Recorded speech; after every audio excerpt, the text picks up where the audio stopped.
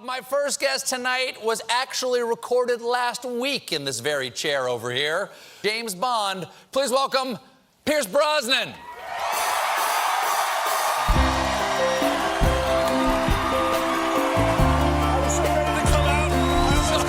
Je suppose que j'en ai rêvé à certains égards. J'en avais même rêvé à bien des égards, mais je suis arrivé ici et je me suis senti chanceux. Ils ont viré James Bond. C'est l'appel que Pierce Brosnan a reçu lors de son séjour aux Bahamas, quelques mois plus tôt. Les producteurs ne tarissaient pas d'éloges à son sujet, le qualifiant de parfait sept, mais en un instant, tout a changé. L'homme qui a sauvé la franchise avec GoldenEye a été renvoyé sans préavis. Mais que s'est-il passé en coulisses? Pourquoi Hollywood lui a-t-il soudainement tourné le dos? À 68 ans, Brosnan brise son silence pour révéler la trahison. Le chagrin et la vérité sur ses derniers jours en tant que Seth. Voici l'histoire que le studio n'a jamais voulu que vous entendiez. Pierce Brosnan est né le 16 mai 1953 à Drogheda, en Irlande. Sa mère, Mae Smith, n'avait que 19 ans lorsqu'elle a accouché. Elle avait épousé Thomas Brosnan 9 mois plus tôt. La vie de Pierce a changé très tôt lorsque son père a quitté la famille. Pierce n'était qu'un bébé lorsque Tom est parti. Grandir sans père était difficile, surtout en Irlande à l'époque, où la société jugeait sévèrement les familles brisées. Pierce n'a rencontré son père qu'une seule fois, des années plus tard, alors qu'il avait 31 ans. Thomas s'est présenté sans prévenir et ils ont passé un peu de temps ensemble autour d'une tasse de thé. Puis Thomas est reparti pour ne jamais revenir.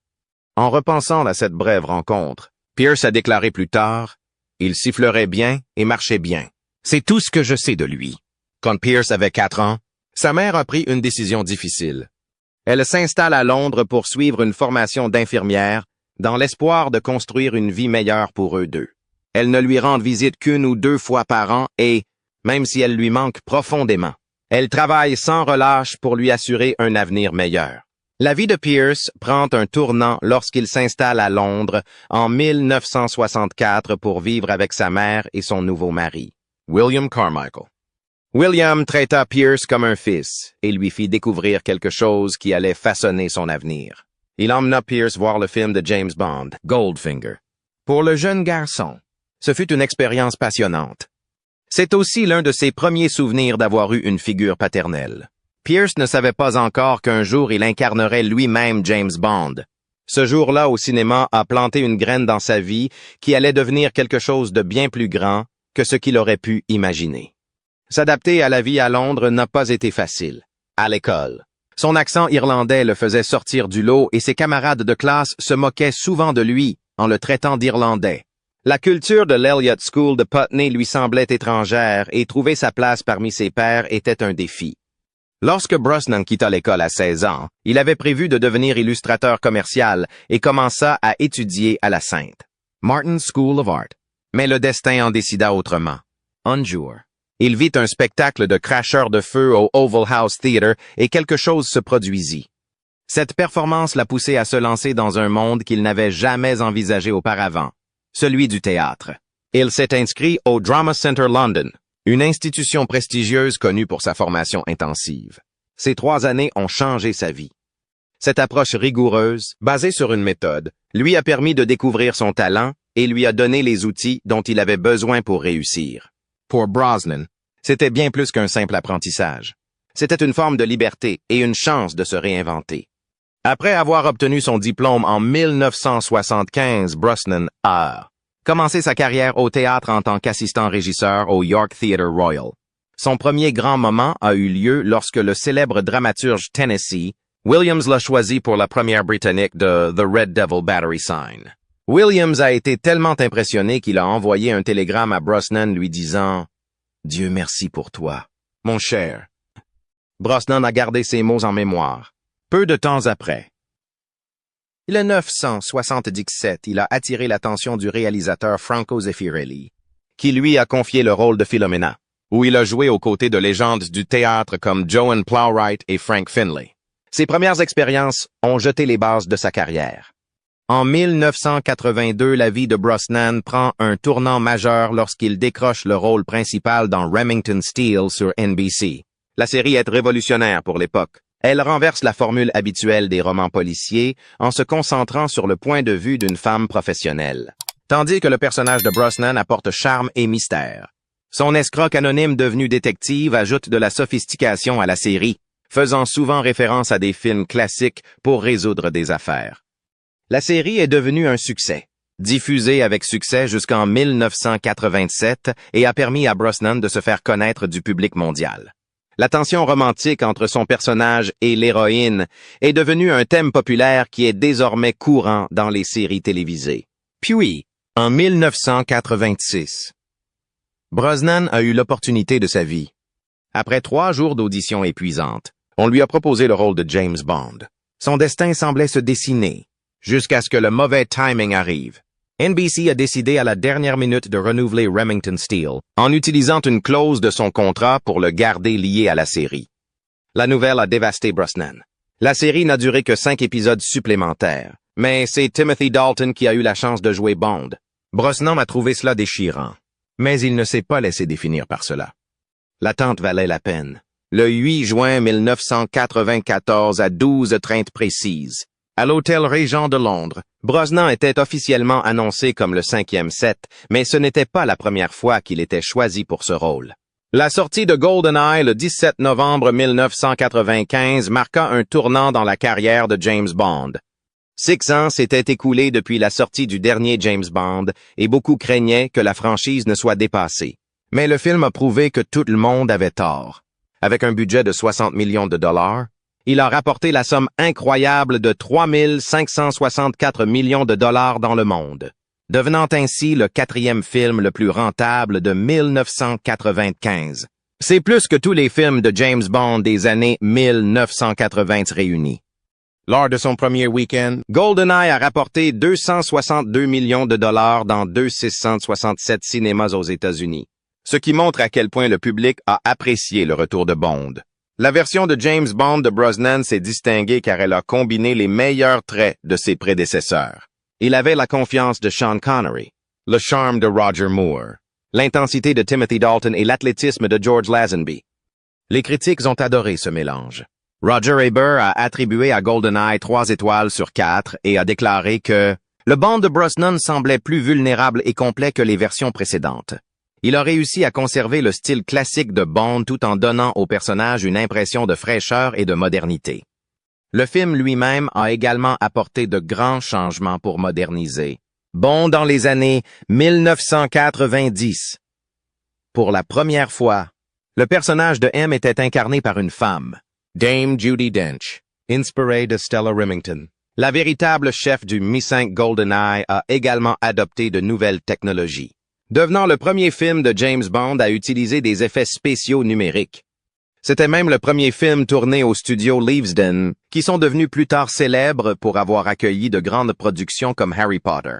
L'intrigue abordait le monde de l'après-guerre froide, M, qualifiant Bond de relique de la guerre froide, reconnaissant directement à quel point les temps avaient changé. Son film suivante, Demain ne meurt jamais, a été un succès remarquable, rapportant 333 millions de dollars dans le monde entier malgré sa sortie en même temps que le mastodonte Titanic. Le film a rapporté 120 millions de dollars de bénéfices à MGM UA à 1. Moment critique où le studio était en train de subir un rachat massif par Kirk Kerkorian. Pierce Brosnan a brillé dans son rôle de James Bond, mêlant le charme classique à l'énergie d'un héros d'action moderne. L'intrigue du film sur la manipulation des médias semblait en avance sur son temps. Et le personnage de Michelle Yeoh, Wai-Lin, a innové en tant que James Bond girl capable d'égaler 7 à la fois en combat et en renseignement. C'était une évolution nouvelle et passionnante pour la franchise. En 1999, Brosnan est revenu pour Le monde ne suffit pas, qui a rapporté la somme impressionnante de 3 618 millions de dollars dans le monde, réalisé par Michael Apted. Le film a pris une tournure plus sombre et plus psychologique, et Brosnan a livré l'une de ses performances les plus complexes. L'action débute par une course-poursuite inoubliable sur la Tamise à Londres, la séquence d'avant-titre la plus longue de l'histoire de James Bond à l'époque. Si le casting de Denise Richards pour le rôle du Dr. Christmas Jones, physicienne nucléaire, est controversé et lui vaut un Razzie Award. L'interprétation d'Electra King par Sophie Marceau première héroïne de James Bond, a été largement saluée. Le film est également doux amer, marquant la dernière apparition de Desmond Llewellyn dans le rôle de Q après 36 années incroyables dans ce rôle. Le dernier film de James Bond de Brosnan, Meurt un autre jour, sorti en 2002, a été son plus gros succès, avec 4 319 millions de dollars de recettes dans le monde entier. Il célébrait les 40 ans de la franchise James Bond avec des clins d'œil astucieux aux films précédents. La production a dû relever des défis, notamment la réécriture de la scène culminante de l'attaque du satellite. Initialement située à Manhattan, à la lumière des attentats du 11 septembre. Halle Berry a interprété Jinx, fraîchement récompensée aux Oscars, devenant ainsi la première lauréate d'un Oscar à incarner une James Bond girl. Malgré la forte concurrence de blockbusters comme Harry Potter et Le Seigneur des Anneaux, le film s'est avéré être un succès majeur, renforçant encore l'influence de Brosnan sur la série. En 4 films. L'ère Brosnan en tant que James Bond a généré la somme stupéfiante d'1,48 milliard de dollars au box-office, soit une moyenne de 370 millions de dollars par film. Chaque film a surpassé le précédent. Meurt un autre jour battant des records de la franchise. Le succès de Brosnan a non seulement revitalisé la série, mais a également aidé MGM à assurer son avenir, garantissant que la franchise reste pertinente pour une nouvelle génération. L'influence de Brosnan s'est étendue bien au-delà des films. Sa version de Bond est devenue une icône culturelle, inspirant même le jeu vidéo révolutionnaire GoldenEye 7 pour Nintendo 64 qui est devenu un phénomène à part entière. L'image de Bond, liée à Brosnan, est apparue dans d'innombrables publicités générant plus de 100 millions de dollars de contrats marketing. En juillet 2004, Pierce Brosnan était aux Bahamas pour le tournage d'After the Sunset, lorsqu'il a reçu un appel téléphonique inattendu qui a tout changé. Quelques mois plus tôt, alors qu'il faisait la promotion de Meurt un autre jour aux côtés de Halle Berry, les producteurs avaient salué avec enthousiasme son travail, affirmant qu'ils souhaitaient qu'il revienne pour un 5e film de James Bond. Brosnan avait quitté cette tournée confiant qu'il continuerait à incarner Seth, mais c'est alors qu'il séjournait dans la maison de Richard Harris, un endroit rempli de souvenirs de son défunt ami, qu'il a appris la nouvelle. Les négociations avaient été interrompues. Ses agents ont tenté d'adoucir le coup en lui disant qu'ils ne savaient pas trop quoi faire. Ils l'appelleraient jeudi prochain. Ce fut un moment d'incrédulité et de confusion. Lorsque Brosnan a finalement parlé avec les producteurs Barbara Broccoli et Michael Wilson, la conversation a révélé la complexité émotionnelle des décisions prises par Hollywood. Broccoli, qui avait soutenu Brosnan depuis le début, pleurait lorsqu'elle lui a annoncé que c'était fini. Elle s'était battue pour lui en 1994, même après qu'il ait perdu le rôle en 1986 en raison de ses engagements avec Remington Steele. Ses larmes montraient à quel point cette décision était difficile à prendre. Wilson, Louis, était calme et professionnel. Il a simplement dit « Tu étais un grand James Bond. » Merci beaucoup. Plus tard, lors d'interview, il a exprimé sa frustration, qualifiant le studio de dénué d'imagination et de dépassé, et les accusant d'être coincés dans le passé. Après avoir quitté la franchise Bond en 2004, Pierce Brosnan a surpris tout le monde avec un changement radical dans sa carrière. En 2005, il interprète un rôle complètement différent dans The Matador, où il incarne un tueur à gages bizarre et instable, en contraste frappant avec son personnage de Seth. Sa performance lui vaut une nomination aux Golden Globes. Prouvant qu'il est bien plus que James Bond, Brosnan admettra plus tard qu'il ressentait le besoin de tuer Bond pour aller de l'avant. Il continue à se lancer des défis avec des rôles crus comme Seraphim Falls, 2006, un western dans lequel il incarne des personnages bruts et sans glamour. Cette période marque un tournant puisqu'il se lance également dans la production par l'intermédiaire de sa société, Irish Dreamtime, ce qui lui donne plus de contrôle sur ses projets. Puis arrive un changement que personne n'a vu venir.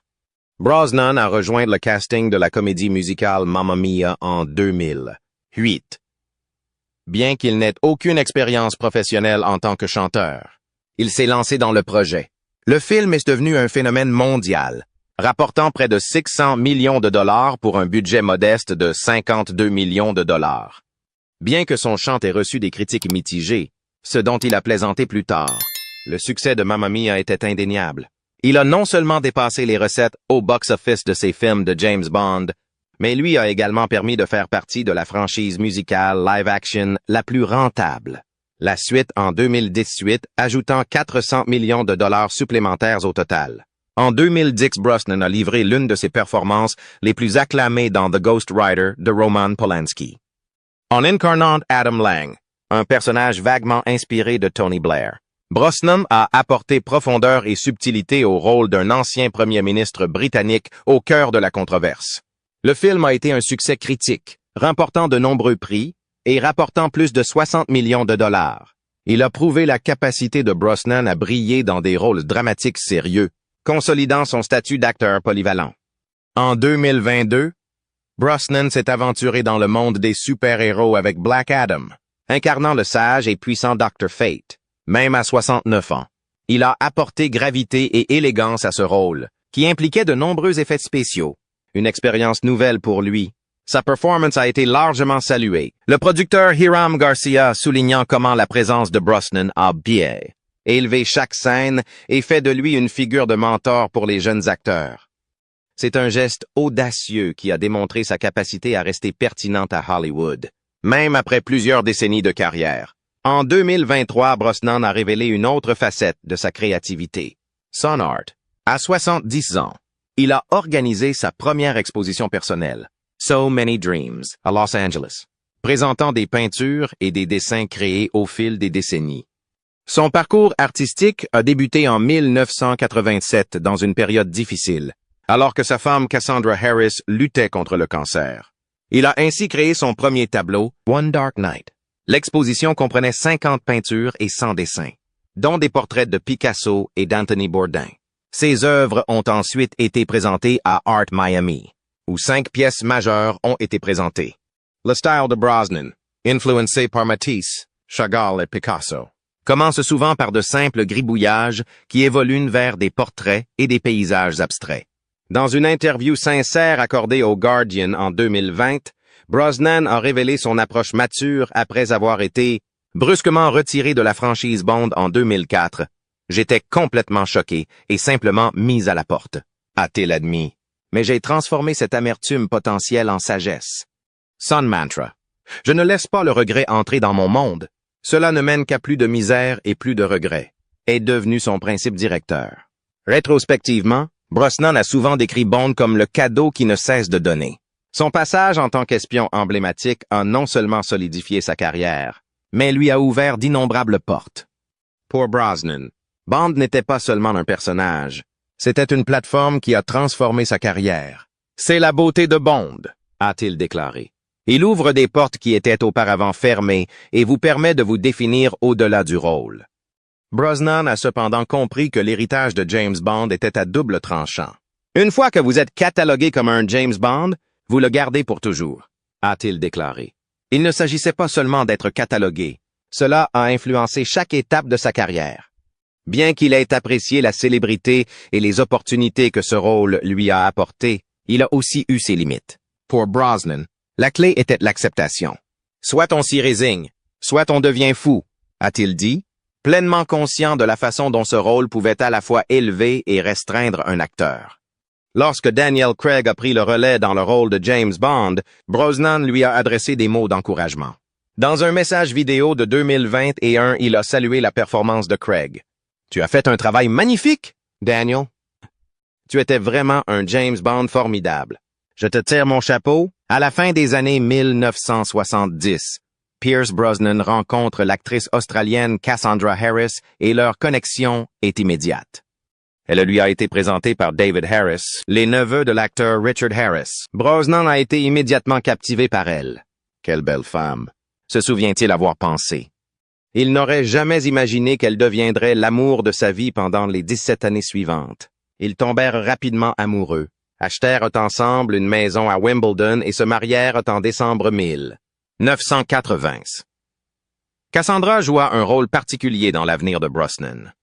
Elle a joué le rôle de la comtesse Liesl von Schlaf dans le film de James Bond Rien que pour vos yeux, 1981. Pendant le tournage, elle a présenté Brosnan au producteur Albert R. Broccoli, une rencontre qui allait changer sa carrière des années plus tard. Cassandra avait déjà 2 enfants, Charlotte et Christopher, issus de son précédent mariage avec Dermot Harris. Lorsque Dermot est décédé en 1986, Brosnan a pris les choses en main et a adopté les 2 enfants, affirmant que cela lui semblait tout à fait naturel. Au début, je ne me sentais pas père. J'étais juste Pierce, mais ensuite je suis devenu Papa Pierce. Puis simplement papa, a-t-il déclaré. Leur lien s'est renforcé au fil du temps. Brosnan et Cassandra ont également eu un fils ensemble, Sean, né en 1983, ayant grandi sans père lui-même. Brosnan s'est donné pour mission de donner à ses enfants l'amour qu'il n'a jamais eu. Je veux que mes enfants connaissent l'amour quand ils sont jeunes, qu'ils ressentent vraiment ce que cela signifie, disait-il souvent. Mais leur bonheur a été mis à rude épreuve en 1987, lorsque Cassandra est tombée gravement malade alors que Brosnan travaillait en Inde. Les médecins ont découvert qu'elle souffrait d'un cancer des ovaires. Dès le début, nous avons su que c'était grave, a déclaré Brosnan. Ce n'était pas seulement une ombre, elle l'avait complètement envahie. Au cours des 4 années suivantes, Cassandra a subi 8 opérations chirurgicales et d'innombrables séances de chimiothérapie. Malgré sa maladie, elle est restée une mère dévouée, aidant souvent leur fils, Sean, à jouer au docteur et s'impliquant dans les projets de carrière de Brosnan. Même dans ses derniers jours, couchée dans le même lit que lui, Cassandra le réconfortait en lui disant « S'il te plaît, chérie, ne t'inquiète pas, c'est juste une vie qui s'achève. » Elle est décédée le 28 décembre 1991 à seulement 43 ans. 3 ans plus tard, en 1994, Brosnan rencontre la journaliste Keely Shea Smith sur une plage du Mexique. Elle est là pour une interview, mais ne peut s'empêcher de remarquer Brosnan. Il est grand, brun et beau, avec une étincelle dans les yeux, dit-elle. Leur relation s'est développée lentement, ce qui a donné à Brosnan le temps de se remettre de sa perte. Keely est devenue pour lui une source de réconfort et de force. Ensemble, ils ont eu 2 fils, Dylan en 1997 et Paris en 2001. En août 2001, ils se sont mariés lors d'une magnifique cérémonie à l'abbaye de Ballintubber en Irlande. Brosnan parle souvent de Keely avec une profonde gratitude. « Elle a été mon étoile du Nord », a-t-il déclaré. Elle m'a encouragé à faire le deuil de Cassandra, à me laisser ressentir cela. Je pourrais chercher 1 million de vies sans jamais trouver quelqu'un d'aussi merveilleux qu'elle.